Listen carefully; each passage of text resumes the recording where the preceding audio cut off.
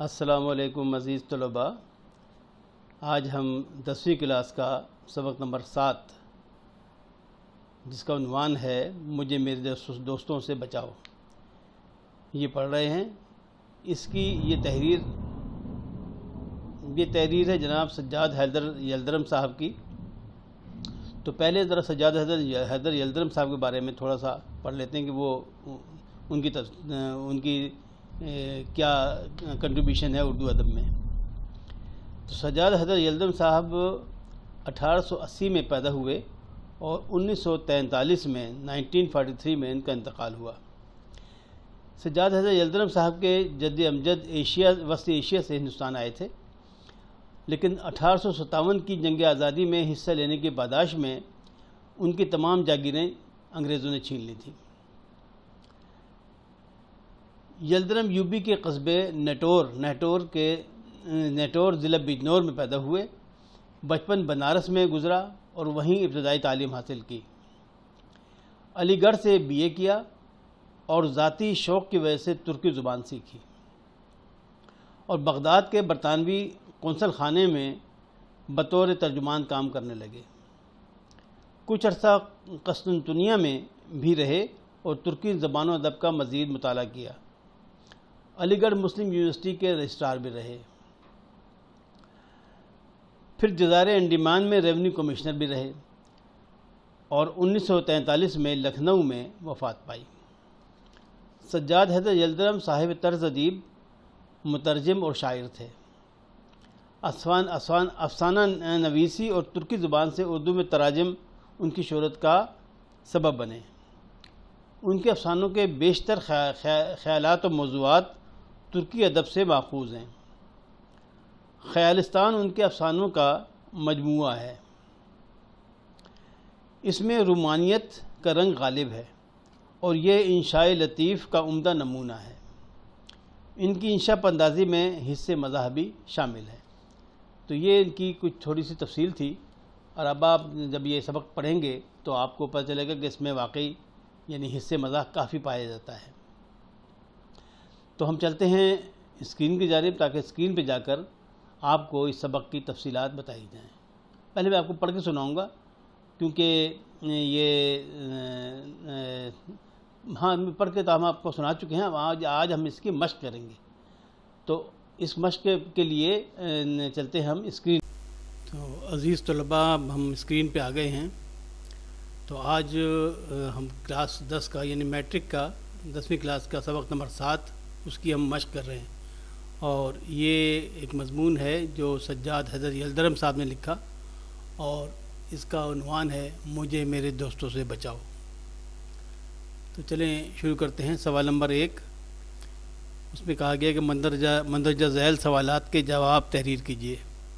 الف، چاندنی چوک میں فقیر کی تقریر کا لب لباب کیا تھا؟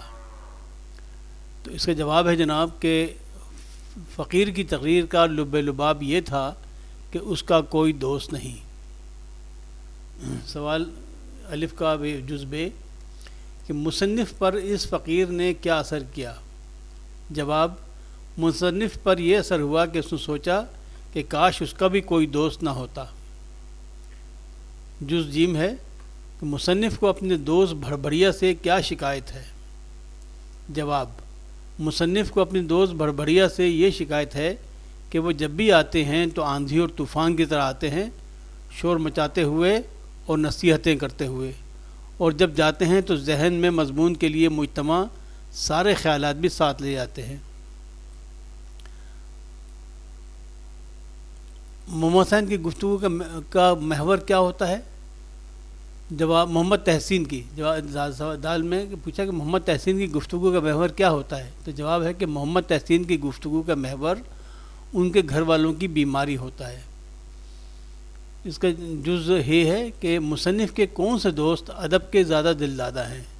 تو اس کا جواب ہے کہ مصنف کے دوست محمد شاکر خان صاحب جو موضع سلیم پور کے رئیس بھی ہیں، ادب کے زیادہ دل دادہ ہیں۔ اب سوال نمبر 2 ہے۔ سوال نمبر 2 میں پوچھا ہے کہ سبق کے متن کو مد نظر رکھ کر درست جواب پر ٹک کا نشان لگائیں. تو ہم نے بجائے ٹک کا نشان لگانے کے ہم نے اس پہ پیلے رنگ کا ہائی لائٹنر لگا دیا تاکہ آپ کو صاف نظر آئے. تو جناب الف میں پوچھا ہے کہ آفت کا مارا فقیر کتنے بچوں کا باپ تھا؟ نمبر 1 3، نمبر 2 5، نمبر 3 7 یا نمبر 4 9. تو صحیح جواب کیا ہے؟ 7. تو 7 کے نیچے ہم نے نشان لگا دیا ہے. بے، مصنف نے کس مصیبت کو فقیر کے لیے نعمت تصور کیا ہے؟ نمبر 1 روٹی کی محتاجی، نمبر 2 دوست کا نہ ہونا، نمبر 3 غریب الوطنی یا نمبر 4 بھیک مانگنا. تو کیا تھا نعمت؟ کیا ہے؟ دوست کا نہ ہونا. یہ نعمت ہے. تو آپ دوست نہ ہونے کے نیچے نشان ہمیں لگا دیا ہے. تو جز جیم ہے سوال نمبر 2 کا. مصنف نے کس دوست کو بڑھڑیا دوست کہا ہے؟ نمبر 1 محمد تحسین، نمبر 2 احمد مرزا، نمبر 3 قرضخواہ دوست یا نمبر 4 مقدمے باز دوست. تو انہوں نے احمد مرزا کو بڑھڑیا دوست کہا ہے. تو احمد مرزا کے نیچے ہم نے نشان لگا دیا. اچھا، اب اسی دوسرے سوال کا جز دال ہے. اس میں پوچھا ہے کہ شاکر صاحب مصنف کو لے گئے، کہاں لے گئے؟ نمبر 1 سلیم پور، نمبر 2 دلی، نمبر 3 جے پور، نمبر 4 شاہ پور. تو صحیح جواب ہے سلیم پور. جس کا جز یہ ہے کہ مصنف کا دوست زیادہ بے تکلف اور شور مچانے والا ہے، کون سا؟ نمبر 1 احمد مرزا، نمبر 2 شاکر صاحب، نمبر 3 قرضخواہ دوست یا نمبر 4 محمد تحسین. تو صحیح جواب ہے احمد مرزا. جز واو ہے. مصنف کے دوست انہیں راجہ صاحب سے ملوانے کہاں لے جانا چاہتے تھے؟ نمبر 1 جام نگر، نمبر 2 احمد نگر، نمبر 3 الہ آباد یا نمبر 4 احمد آباد. صحیح جواب ہے احمد نگر. اس کا جز زے ہے. مصنف جس کمرے میں ٹھہرائے گئے اس کی کھڑکی کھلتی تھی، کہاں؟ نمبر 1 باغ میں، نمبر 2 چٹل میدان کی طرف، نمبر 3 پائیں باغ میں اور نمبر 4 دریا کی سمت. صحیح جواب ہے پائیں باغ میں. اس کے بعد ہے جناب سوال نمبر 3 کہ متن کی روشنی میں درست لفظ چن کر خالی جگہ پر کیجیے. تو اس میں بھی ہم نے جو صحیح لفظ ہے اس کے نیچے ہائی لائٹنر سے پیلا نشان لگا دیا تاکہ آپ کو دیکھنے میں آسانی ہو. آپ نے یہ لفظ جو پیلا نشان لگایا ہے اس کو یہاں خالی جگہ ہے اس میں آپ نے یہ لکھنا ہے. تو الف ہے. چاندنی چوک میں صدا لگانے والا فقیر ڈیش تھا، کیا تھا؟ بھوکا، بیمار یا غریب الوطن. تو جواب ہے غریب الوطن. آپ نے یہاں لکھنا غریب الوطن. بے، احمد مرزا کی خلقت میں داخل ہے کہ 2 منٹ ڈیش نہیں بیٹھا جاتا، خاموش، نچلا، پرسکون. تو صحیح جواب ہے نچلا نہیں بیٹھا جاتا. اچھا جناب، اس کے بعد ہے سوال جیم کہ مصنف کو لکھنے پڑھنے سے منع کرنے والے دوست کا نام ڈیش ہے، کیا ہے؟ احمد مرزا، محمد تحسین یا شاکر خان. تو صحیح جواب ہے احمد مرزا. تو اس سے جز دال ہے. احمد نگر کے رئیس کا نام ڈیش ہے، کیا ہے؟ شاکر خان، احمد علی یا طالب علی. تو صحیح جواب ہے طالب علی. جز ہے. میرے ڈیش دوست کا نام شاکر خان ہے. تو اس ڈیش میں کیا چوائسز ہیں؟ ادب پسند، مقدمے باز یا شکاری. تو صحیح جواب ہے مقدمے باز. آپ نے مقدمے باز یہاں خالی جگہ میں لکھنا ہے. سوال نمبر 4. سبق کے متن کو مدنظر رکھ کر درست یا غلط پر ٹک کا نشان لگائیں. تو یہاں بھی ہم نے وہی کیا ہے کہ ٹک کے نشان کے بجائے ہم نے ہائی لائٹنر سے اس کو ہائی لائٹ کر دیا ہے تاکہ آپ کو، لیکن آپ نے ٹک کا ہی نشان لگانا ہے اپنے کاپی پہ. تو الف ہے. چاندنی چوک میں ایک بدصورت فقیر صدا لگا رہا تھا. بالکل ٹھیک ہے، دوست نیچے نشان لگا دیا. بے، فقیر کے پاس سب کچھ تھا، اس کا کوئی دوست نہ تھا. بالکل ٹھیک ہے، یہی وہ کہہ رہا تھا، تو ہم نے اس کے نیچے نشان لگا دیا. جیم، احمد مرزا کو مصنف نے بھڑبڑیا کا نام دیا ہے. ہاں بالکل ٹھیک ہے، ان کا نام اس نے بھڑبڑیا ہی رکھا ہے. شاکر خان کے ہاں سیاہی کی دوات خشک اور قلم بغیر نب کے تھا. بالکل ٹھیک ہے، ایسا ہی تھا، اس کے نیچے نشان لگا دیا. شاکر خان کے بھائی کو موسیقی سے نفرت تھی. نہیں، یہ غلط ہے، ان کو موسیقی سے بڑی رغبت تھی. وہ بڑا پسند کرتے تھے، اسی لیے وہ آدھا گھنٹے تک ستار بجاتے رہے۔ اب سوال نمبر 5 ہے کہ سیاق و سباق کے حوالے سے مندرجہ ذیل اقتباسات کی تشریح کیجیے۔ الف، دیکھو پرانی دوستی کا واسطہ ڈیش ڈیش ڈیش کون سی نعمت چاہتا ہے۔ تو اس کا جواب جو ہے سیاق و سباق کے ساتھ وہ یہ ہوگا کہ فقیر کی یہ صدا سن کر کہ اس کا کوئی دوست نہیں، مصنف اپنی حالت کے بارے میں سوچتا ہے، کیونکہ اس کے دوست تو اسے سکون نہیں لینے دیتے۔ کوئی قرض مانگتا ہے تو کوئی شور و غوغا کر کے اس کے سارے خیالات کو ذہن سے نکال دیتا ہے، تو کوئی اپنی بیوی بچوں کی بیماری کا رونا روتا رہتا ہے، تو کوئی اپنی طرف سے ان کی خدمت کرنا چاہتا ہے مگر اس انداز میں کہ زحمت بن جاتی ہے۔ پھر بھی فقیر دوست نہ ہونے کی رحمت کو زحمت خیال کرتا ہے، بھلا اسے اور کون سی نعمت چاہیے۔ تو یہ سیاق و سباق کے ساتھ اس جو اقتباس ہے اس کا یہ ہے سیاق و سباق۔ اب اسی کا جز بے ہے کہ بادل ناخواستہ میں ڈیش ڈیش ڈیش میں لکھ رہا تھا۔ تو یہ کیا ہے سیاق و سباق اس کا کہ جب شاکر خان صاحب کا مہمان ہوا تو شاکر خان صاحب نے ان کو اپنے دوستوں سے ملوانا شروع کر دیا۔ جب کوئی دوست آتا تو مصنف کو طلب کیا جاتا اور اسے بادل ناخواستہ جانا پڑتا، بالکل اسی طرح کہ جیسے کسی نے کوئی عربی نسل کا گھوڑا خریدا ہو اور اسے بار بار استبل سے لا کر دوستوں کو فخر دکھایا جاتا ہو۔ کوئی آدھ گھنٹے کا وقت ملا اور مصنف نے لکھنا شروع کیا تو سارے خیالات ندارت۔ تو یہ ہے اس کا سیاق و سباق کے ساتھ جواب۔ اب سوال نمبر 6 ہے کہ اس سبق کا خلاصہ اپنے الفاظ میں لکھیے۔ تو میں نے اس میں آپ کے لیے خلاصہ لکھ دیا ہے، آپ اس سے اگر بہتر لکھ سکتے ہیں تو آپ یقیناً اس کو لکھ لیجیے، لیکن بہرحال اس سے خلاصہ یہ ہے کہ اس سبق کا خلاصہ یہ ہے کہ دوستی بھی ایک توازن کے ساتھ ہونی چاہیے۔ حد سے زیادہ بے تکلفی جس سے انسان کو خوشی سے زیادہ کوفت محسوس ہونے لگے اور اس دوستی سے کام میں رکاوٹ پیدا ہونے لگے تو ایسی دوستی پریشانی کا سبب بن جاتی ہے۔ لہذا دوستی کے معاملے میں بھی دوسروں کی مصروفیات اور ان کے مزاج کا خیال رکھنا بہت ضروری ہے۔ کسی بھی دوست کے گھر بغیر اطلاع کے نہیں جانا چاہیے اور جب بھی کسی گھر جائیں تو بہت دیر تک نہیں بیٹھنا چاہیے۔ سوال نمبر 7، مندرجہ ذیل تراکیب و محاورات کو اپنے الفاظ میں استعمال کیجیے۔ وہ کیا ہے تراکیب اور محاورات؟ لفظ ب لفظ، نحیف و نظار، زندگی دوبھر ہونا، نچلے نہ بیٹھنا، کلیجے پر پتھر رکھنا، شایع نشان، ماتا ٹھنکنا، رطب اللسان۔ تو اب ہم نے اس کو محاورات میں استعمال کیا کہ لفظ ب لفظ اس کا محاورہ ہے، اس کا فقرہ ہے کہ میں نے تو جو سنا وہ لفظ ب لفظ آپ کو سنا دیا۔ اگلا ہے نحیف و نظار، اس کا جملہ ہے کہ ادیب و شاعر عموماً نحیف و نظار ہی ہوتے ہیں، مطلب پتلے دبلے ہوتے ہیں۔ زندگی دوبھر ہونا یعنی زندگی مشکل ہو جانا، یار تمہاری حرکتوں نے تو میری زندگی دوبھر کر دی ہے۔ نچلا نہ بیٹھنا، نچلا نہ بیٹھنا کہتے ہیں آرام سے یا سکون سے نہ بیٹھنا۔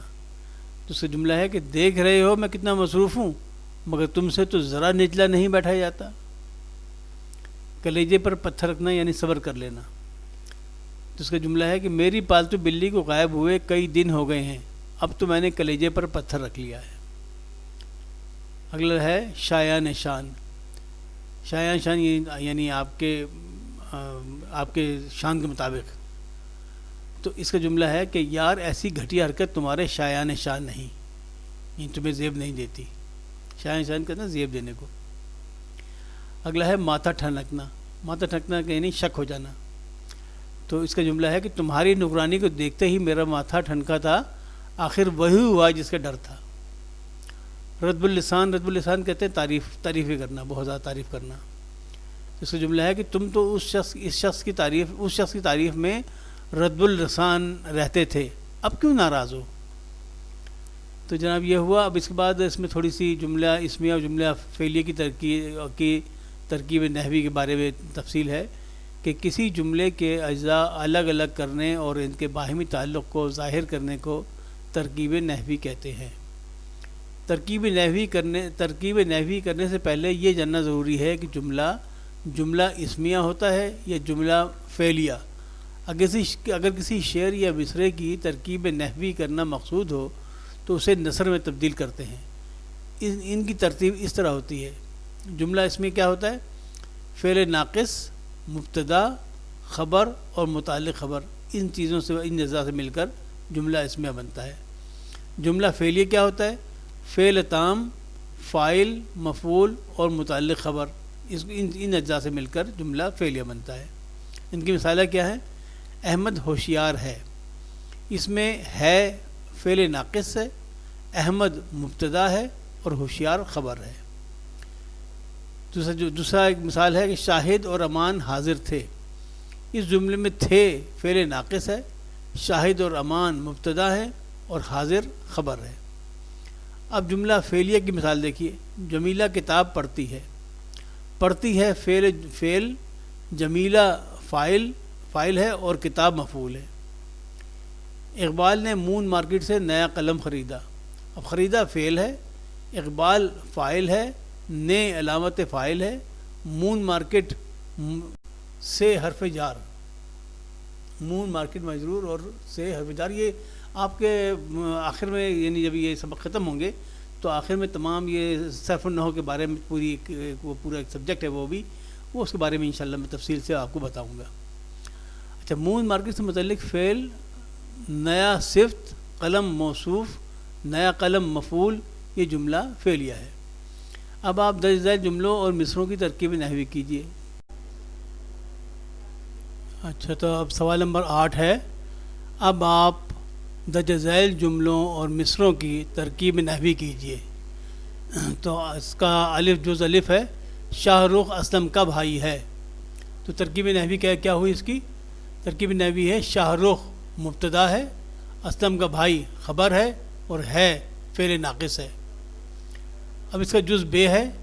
شمع ہر رنگ میں جلتی ہے سحر ہونے تک. اس کی ترکیب نحوی کیسے ہوگی؟ ترکیب نحوی اس کی یوں ہے کہ شمع متعلق خبر ہے، جلتی ہے فعل ہے، سحر ہونے تک خبر ہے، تک حرف ہے اور میں بھی حرف ہے. اچھا جی، اگلا جملہ ہے تندرستی ہزار نعمت ہے. تو تندرستی ہزار نعمت ہے کی ترکیب نحوی ہوئی تندرستی مبتدا ہے، ہزار نعمت خبر ہے، سے فعل ناقص ہے. اس کا جز دال ہے. رافعہ اور مومنہ کتابیں خریدنے گئیں. تو اب ان کی ترکیب نحوی کیسے ہوگی؟ رافعہ اور مومنہ جو ہے وہ فاعل ہے اور حرف اور جو ہے اور یہ حرف اضافت ہے، کتابیں موصوف ہیں، خریدنے فعل ہے اور گئیں خبر ہے. لہذا اس کی ترکیب نحوی ایسے ہوئی. اب اس کا جز ہے شہریار بیمار ہے. ترکیب نحوی کیسے ہوگی؟ شہریار مبتدا ہے، بیمار خبر ہے اور ہے اس کا فعل ناقص ہے. اب آخر میں افسانے کے بارے میں تھوڑی سی تفصیل لکھی ہے کہ یہ اس فرضی کہانی کو کہتے ہیں جو مختصر، دلچسپ اور واقعاتی لحاظ سے زندگی کے کسی پہلو پر روشنی ڈالے. اس کے کردار فرضی ہوتے ہیں لیکن حقیقی نظر آتے ہیں. اس کی طوالت اتنی ہوتی ہے کہ ایک نشست میں پڑھا جا سکتا ہے. وحدت تاثر اس کی بڑی خوبی ہوتی ہے. تو جناب اس طرح آپ کا آج کا سبق جو ہے اس کی مشق ختم ہوتی ہے. تو عزیز طلباء، آپ نے پوری مشق آپ نے دیکھ لی، تو یقیناً آپ نے اس کو نوٹ کر لیا ہوگا اور اپنی کاپیوں پہ جو آپ نے ضروری چیزیں نوٹ کرنی ہیں ان کو تحریر کر لیا ہوگا. پھر بھی اگر آپ کو کوئی مشکل پیش آئے تو آپ اس کے اسکرین شاٹ لے کر اور اپنے موبائل فون پہ اس کو بڑھا کر کے سب دیکھ سکتے ہیں. تو آج یہ 10ویں کلاس کا سبق نمبر 7 یہاں ختم ہوتا ہے. اگلے سبق کے لیے پھر حاضر ہوں گے، لیکن جانے سے پہلے پھر ایک گزارش کہ میرے اس چینل کو آپ لوگ سبسکرائب کر لیجئے، بیل کے آئیکن کو دبا کر آل کو سلیکٹ کر لیجئے اور دوسرے لوگوں کو بھی اس کے بارے میں بتائیے. دوسرے بچوں کو اگر آپ نہیں بتائیں گے تو ہماری اس محنت کا کوئی فائدہ نہیں ہے، اور پھر ہم یہ سمجھنے پہ مجبور ہوں گے کہ شاید ہمارے بچوں کو اس ٹیوشن کی شاید ضرورت ہی نہیں ہے. تو لہٰذا اس کی ضرورت کو مطلب مجھے احساس دلانے کے لیے کہ آپ لوگ اس کو شوق سے پڑھتے ہیں، سنتے ہیں اور اس سے فائدہ اٹھاتے ہیں، ضروری ہے کہ اس میں سبسکرائبر کی تعداد بڑھے. تو امید کرتا ہوں کہ آپ لوگ اس طرف بھی توجہ دیں گے. تو جب تک کے لیے، آئندہ کے لیے اجازت چاہتا ہوں. اللہ حافظ ناصر، فی امان اللہ. براہ کرم میرے چینل کو سبسکرائب کر کے بیل آئیکن کو دبا دیجئے تاکہ میرے آئندہ کے اسباق کی اطلاع آپ کو فوراً ہو سکے. Thank you.